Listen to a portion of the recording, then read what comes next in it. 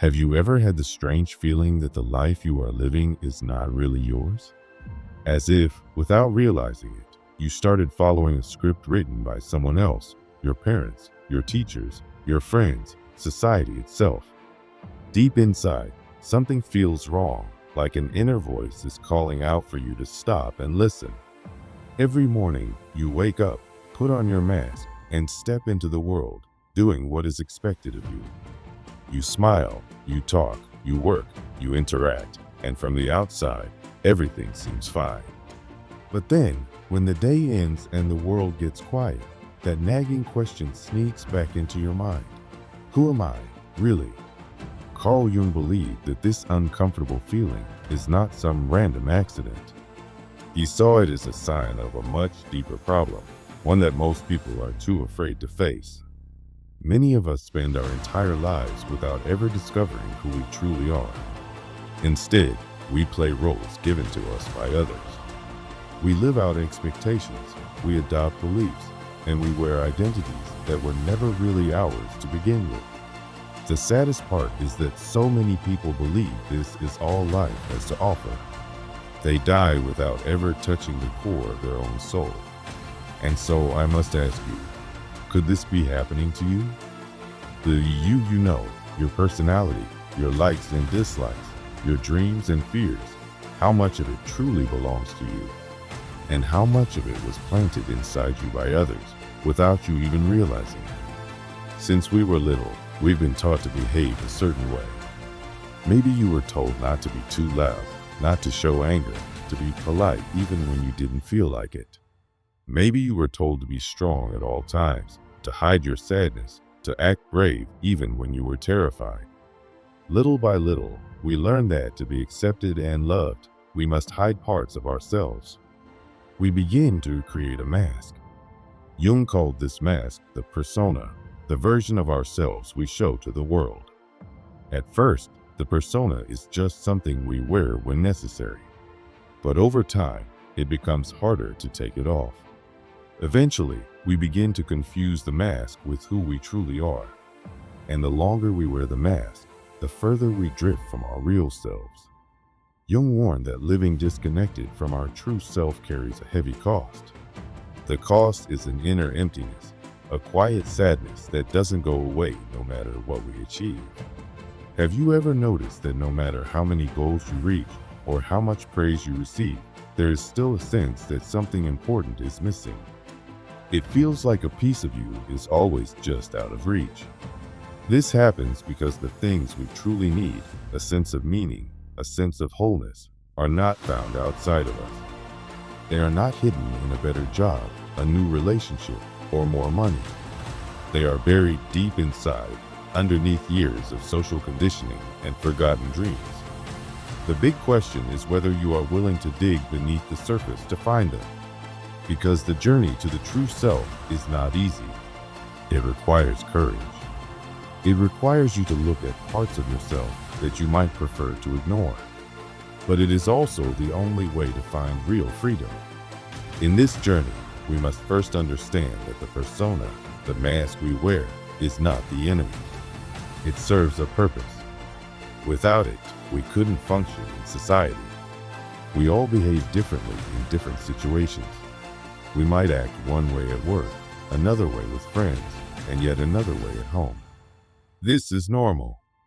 But the danger comes when we forget that the persona is just a role. It's not our full truth. It's like confusing an actor with the character they play. When we completely identify with our mask, we lose sight of who we are underneath. Think for a moment. How many times have you said something you didn't truly mean just to be accepted? How many times have you hidden your real feelings out of fear of judgment? How many times have you smiled on the outside while inside you wanted to scream?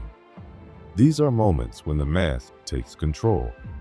And the more we depend on it, the more we feel like strangers to ourselves. But if the persona is not our real self, then where do we find our true nature? The answer, Jung said, lies in the places we least want to look, in the parts of ourselves that we have pushed away and hidden from view. These hidden parts make up what Jung called the shadow. And facing the shadow is the beginning of the real journey. The shadow is everything you have repressed because you thought it was unacceptable. It includes your anger, your fear, your desires, your sadness, and also your talents, your sensitivity, your creativity, all the things that didn't seem to fit the mold others wanted you to fit. But just because we hide these parts doesn't mean they go away. They live on inside us, shaping our feelings, influencing our decisions, and often causing us to act in ways we don't fully understand. You've probably seen your shadow at work without even realizing it. Maybe you lashed out in anger and immediately regretted it. Maybe you felt jealous of someone's success but didn't want to admit it to yourself. Maybe you reacted strongly to a small criticism and couldn't figure out why it hurt so much. These are signs that your hidden self, your shadow, is influencing you from the dark corners of your mind. The important thing to understand is that the shadow is not your enemy. In fact, many of the qualities hidden there are essential parts of who you are. Your real strength, your deep creativity, your full emotional range, they are all waiting there, buried under layers of fear and shame. You cannot become a whole person until you bring these parts back into the light and accept them as your own. But facing your shadow is not easy. It means admitting things to yourself that might be uncomfortable. It means letting go of the perfect image you have tried so hard to present to the world.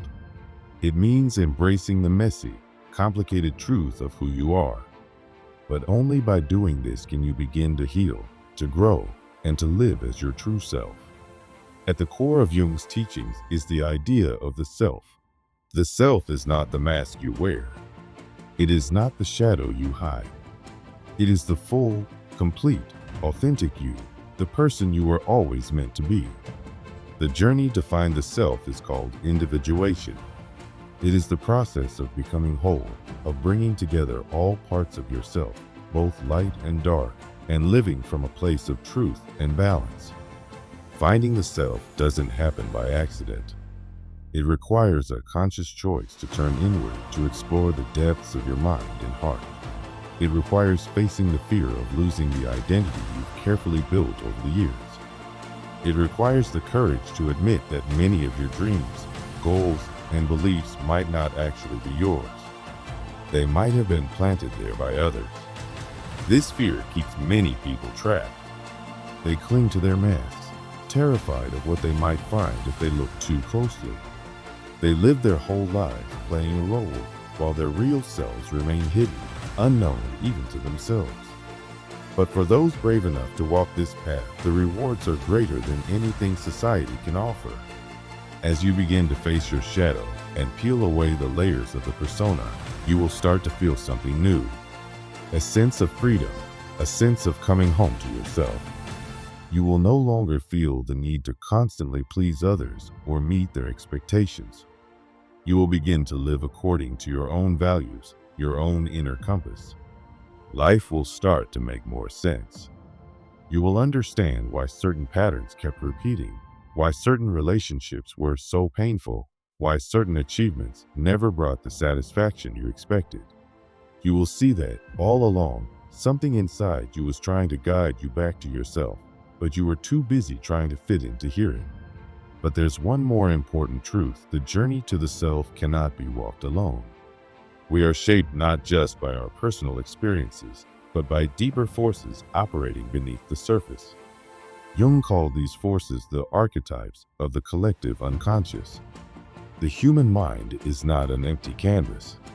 We are born carrying ancient patterns of thought, feeling, and behavior, universal images and instincts that exist in every culture, in every time. These archetypes influence how we see the world, how we form relationships, how we understand life and death, love and loss, heroism and failure. The mother, the hero, the trickster, the wise old man, these are just a few examples of archetypes that live within us, shaping our deepest feelings and dreams. By becoming aware of these hidden patterns, we can better understand ourselves. We can see when we are living out an old story that doesn't belong to us. We can recognize when our fears or desires are being fueled by forces older and bigger than our personal histories. The path to individuation, the journey to your true self, is not just about healing personal wounds. It is about reconnecting with these universal truths, these deep patterns of life itself. It is about becoming a conscious participant in the great unfolding story of humanity. The journey is not easy. It asks everything of you, but it also gives everything in return. It gives you yourself, not the version others wanted you to be, but the real, vibrant, powerful being you were born to become. And so I ask you once more, are you ready to meet the real you? Have you ever felt strangely drawn to certain stories, myths, or symbols, even when you couldn't explain why? That pull you feel is not random. It's something ancient working inside you. It's the power of archetypes. Archetypes are patterns or models of behavior and experience that live deep within all of us. They show up everywhere, in fairy tales, in movies, in religions, and most importantly, in your own dreams, emotions, and choices. They are not just ideas you learn from the outside world. They are born inside you, part of being human. For example, think about the hero. Almost every culture in the world has stories of a hero, someone who goes on a journey, faces great challenges, overcomes fears, and transforms into something stronger. The hero's journey is not just a story we hear, it's something we live. But the hero is just one archetype. There's also the wise one, who seeks deep knowledge and understands the world through inner reflection. There's the rebel, who questions the rules and dares to break free from what others expect. There's the caregiver, who lives to serve, protect, and heal others. All these forces, and many more, live inside you right now. Here's something fascinating. You don't get to pick which archetypes move within you. They act without asking your permission. They operate beneath your conscious mind. The problems begin when you identify too much with just one archetype and push the others away. For example, if you see yourself only as the hero, you might start to feel like you always have to be strong, brave, and unstoppable. You might hide your weaknesses, your pain, and your need for help, thinking that being vulnerable is a failure. If you live only as the caregiver, you might spend your whole life serving others while neglecting your own needs, slowly forgetting that you deserve love and care too. Over time, this imbalance creates deep wounds inside you. It limits who you are allowed to be. Finding your true self isn't about choosing one archetype and rejecting the others. It's about realizing that you are made of many parts. It's about seeing which forces dominate your life and which ones you have ignored or denied. It's about bringing balance and honoring all the parts of you, even the ones that feel uncomfortable or unfamiliar. But how do you even recognize these hidden forces? How do you notice the archetypes working within you if they are unconscious? The answer is simple, but not easy. Pay attention. They speak to you through your dreams, your sudden urges, your habits, and especially through the patterns that keep repeating in your life. When you keep making the same mistakes, when you feel trapped in cycles you don't understand, it's often an archetype trying to be seen. If you ignore these signs, you are ignoring essential parts of yourself. And when people do this, when they turn away from their inner life, they often feel lost, empty, or disconnected from any real meaning. The scariest part is this. If you don't become aware of these forces, they end up controlling you. You might think you're making free choices, but in truth, you are being driven by old, hidden patterns. Archetypes influence your insecurities, your fears, your relationships, and even your dreams without you realizing it. But if you recognize and work with them, you begin to write your own story instead of living out a script you didn't even know was there. This is the great difference between those who find a true sense of self and those who live their whole lives trapped in habits they never understood. Now, let's imagine the other path, the one where you refuse to look within. What happens to someone who never questions the masks they wear, who never listens to the hidden parts of themselves? Carl Jung, who introduced the idea of archetypes and individuation, was very clear about this. He said that avoiding the work of individuation doesn't keep you safe. It actually damages you deeply. If you refuse to grow inwardly, you don't get to stay neutral, you become fragmented. You live a life full of anxiety, sadness, and a deep feeling of something missing, something that no success or material wealth can ever fill. Many people believe that if they just follow society's rules, do what is expected, and fit neatly into the world's standards, they will find happiness and peace. For a while, it might even seem to work. But eventually, the inner cracks start to show. Emotional crises appear without any clear reason. Depression settles in even when life looks perfect from the outside. Psychosomatic illnesses, when emotional pain turns into physical symptoms, begin to show up. Your mind and body have their own ways of screaming for help when you stray too far from your real nature. This disconnection from the self doesn't just lead to inner sadness, it shows up in real life too. You see it in destructive patterns that repeat again and again. Maybe it's a person who keeps choosing partners who hurt them. Maybe it's someone who always sabotages their own success right when they get close to it. Maybe it's a person who feels chronically dissatisfied no matter what they achieve. When we refuse to face our inner world, our unconscious starts to act out in ways that bring suffering, almost as if it's begging us to wake up. Another way this shows up is a life that feels mechanical, a life where you're just existing, not truly living. You get stuck in the same routine, feeling like you're floating through life without any true purpose. Millions of people live this way, following paths laid out for them by their families, cultures, and society without ever stopping to ask, is this what I really want?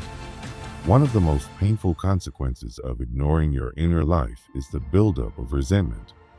When you live in a way that goes against who you really are, a deep anger begins to grow. Sometimes this anger gets projected onto others, blaming the world, blaming your parents, blaming the system. Other times it turns inward, showing up as depression, self-hatred, or chronic low self-esteem. Either way, this resentment is a sign that you are living far from your true self. But there is hope. You can break free. The way out is through the courageous choice to face your truth, even when it's painful, even when it shakes everything you thought you knew about yourself. The path of individuation, becoming your full self, is not easy. It demands strength, honesty, and a willingness to step into the unknown. It requires you to let go of old illusions and to face parts of yourself you have spent years hiding. But what lies on the other side is something extraordinary. A life of depth, authenticity, and true freedom. So, what does it really mean to be yourself? What is it like to live without fear of judgment, without the heavy masks you have been taught to wear? What happens when you finally step into your real identity? Finding your true self isn't a one-time event. It's a lifelong journey. You don't just wake up one day and have all the answers. It's a path of slow discovery, of breaking apart the false layers and rebuilding yourself in a way that feels deeply real. It's messy, it's painful, but it's also beautiful. Most people never choose this path. They cling to their public image, to the expectations of their families, their cultures, and their communities.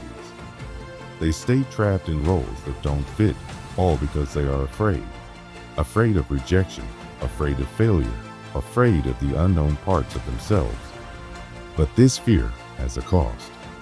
It drains life of its color, its joy, and its meaning. Jung taught that true freedom doesn't come from fitting in. It comes from becoming whole. It means loving all parts of yourself, the good, the bad, the light, the dark. It means no longer being a puppet of your past, your conditioning, or other people's expectations. It means finally becoming the author of your own life story. Of course, choosing this path demands bravery. It means being willing to question everything you are taught about who you are supposed to be. It means looking at your fears directly. It means realizing that maybe, just maybe, you are far greater and more complex than the simple labels you have worn all your life. And that's not something to be afraid of. That's something to celebrate. Because when you embrace your full self, you don't become weaker, you become stronger, more alive, and more real. So I ask you now, are you ready? Are you ready to leave behind the easy path of fitting in and start walking the harder, richer path of becoming who you really are? Are you ready to look within, to face your shadows, and to bring the hidden parts of yourself into the light? If you felt something stir inside you while reading this, it's a sign. Maybe you're already being called toward a deeper life. If you feel ready, share your thoughts. Have you ever felt like you were living a life that wasn't really yours? Let's talk about it. And don't stop here. There is still so much more to discover. The next steps on this journey will take you even deeper into the hidden forces shaping your mind and your destiny. Stay with me. Your real story is only just beginning.